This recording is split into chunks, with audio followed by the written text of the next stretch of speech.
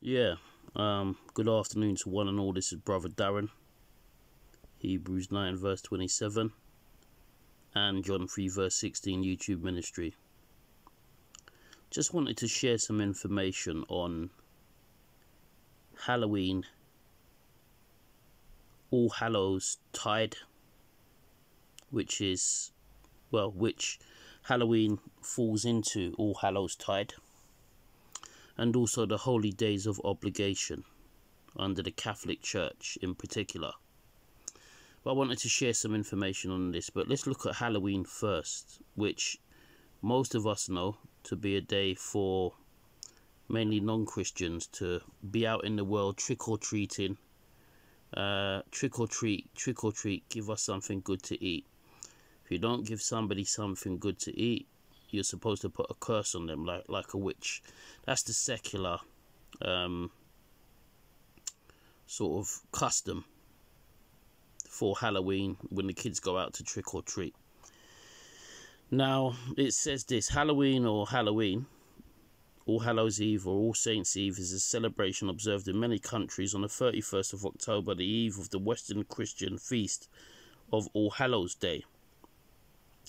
It is the beginning of the observance of Allhallowtide, the time in the liturgical year dedicated to remembering the dead, including saints, hallows, martyrs, and all the faithful departed.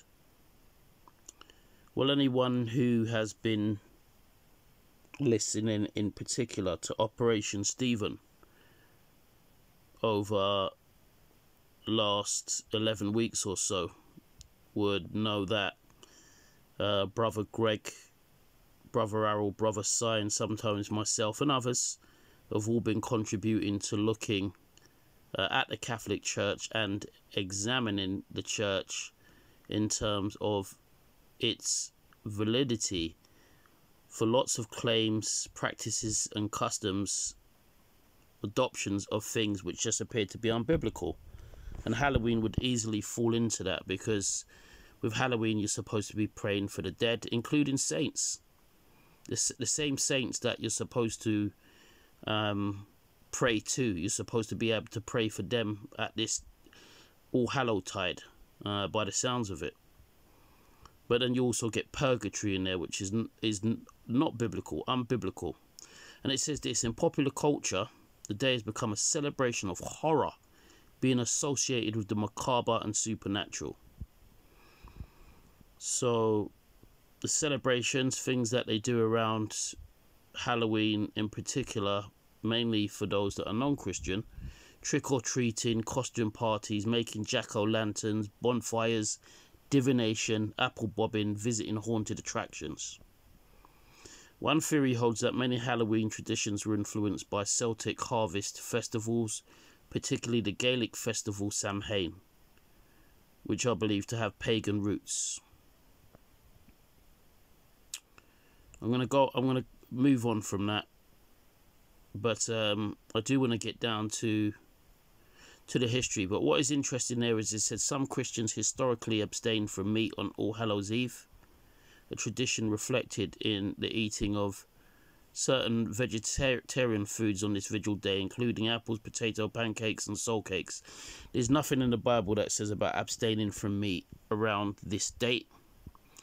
The only thing that I know that talks about abstinence is, I believe it's a verse in Timothy which says actually in the latter days that people would depart, giving heed to doctrines of devils, from seducing spirits, and that would include celibacy and abstaining from meat.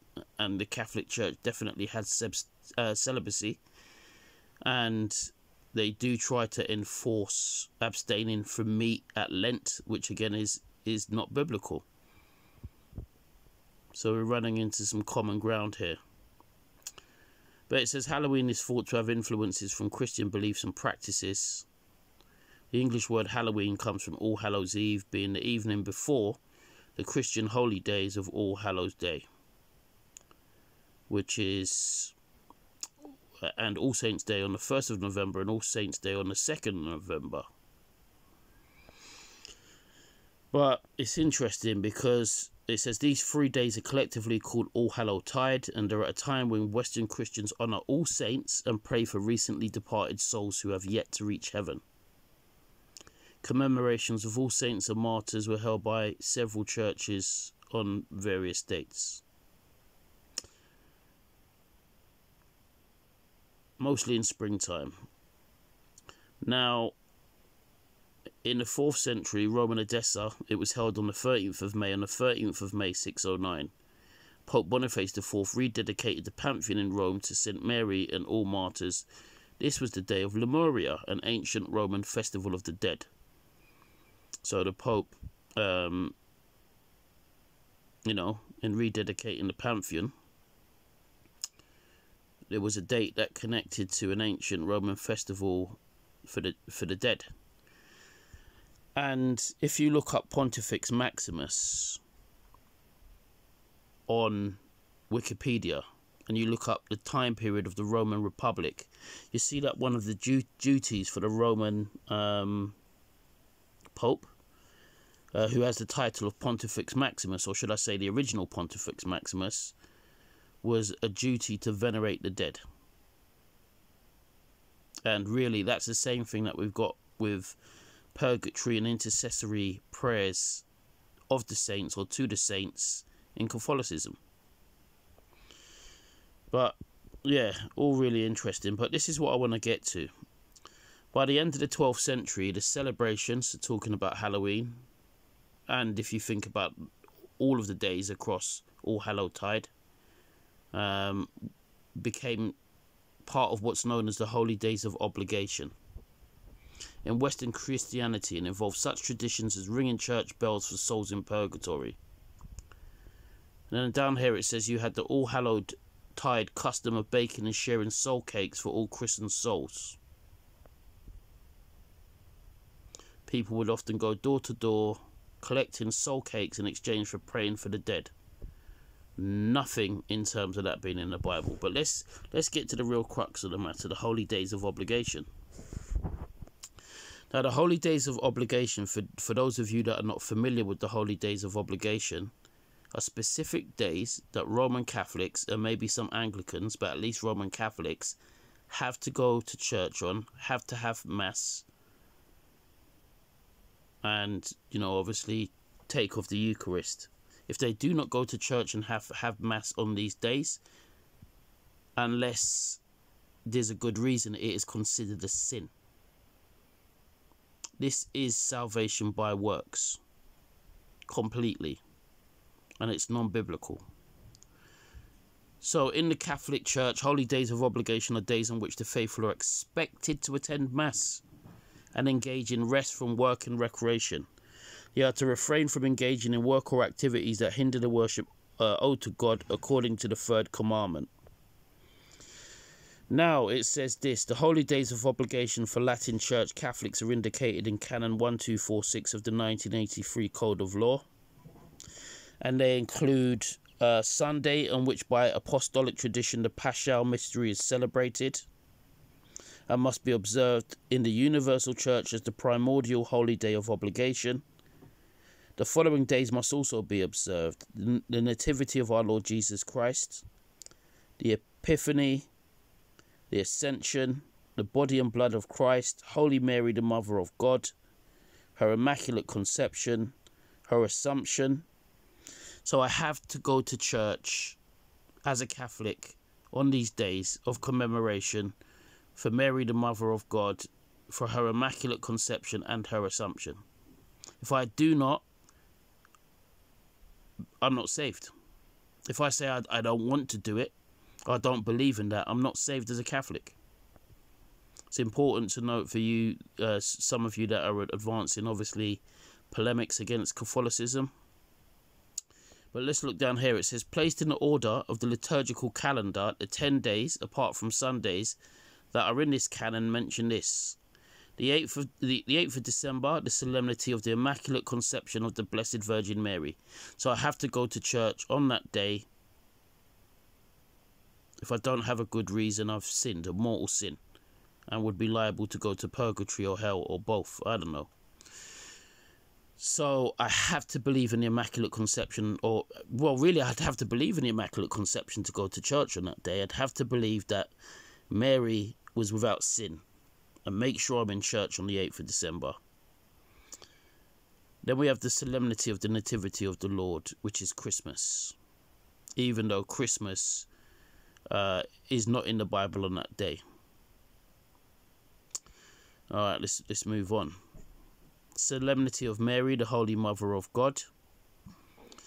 Well, Mary is the mother of Jesus, who is the Son of God and God in human form, but she didn't give birth to God himself. But Catholics take this even one step further. They're basically saying that with Mary being sinless to a degree, unofficially, and we see that with Mary, she even gets hyperdulia, a form of veneration, but she's without sin, and that makes her a special type of being, according to Catholic doctrine, and that ties in with the whole Theotokos, Mother of God. She's given birth to God, which just needs careful dissection and explanation. She gave birth to Jesus in human form. No one's denying that. But she never gave birth to his divinity from time of essence, even though that's not exactly what the Catholics are saying. But they basically almost make her semi-divine with having that title, Theotokos, Mother of God.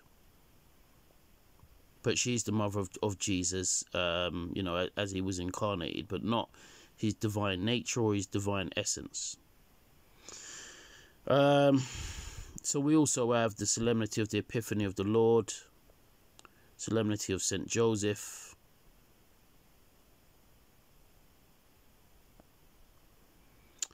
but down here, of course, we have the solemnity of the Assumption of the Blessed Virgin Mary, which I have to believe and go to church on that date, that Mary didn't die according to the Catholics. With the Eastern Orthodox, she did die, but that she didn't die and she bodily rose into heaven just like Jesus did. That's what I'd have to believe, really, in order to go to church on that day. If I don't go to church again on that day and I don't have a good reason, I'm not saved. So mortal sin. 1st of November, the Solemnity of All Saints. So the Solemnity of All Saints, it's another holy day of obligation. And that ties into All Saints' Day, which is on the 1st of November. Yet again, this is all about praying for the dead. So we have that date, and then as we can see here, if we click here, All Souls' Day on the 2nd of November, a day of prayer and remembrance for the faithful departed. So at least the 1st of November, at least, All Saints' Day, because Halloween is All Saints' Eve.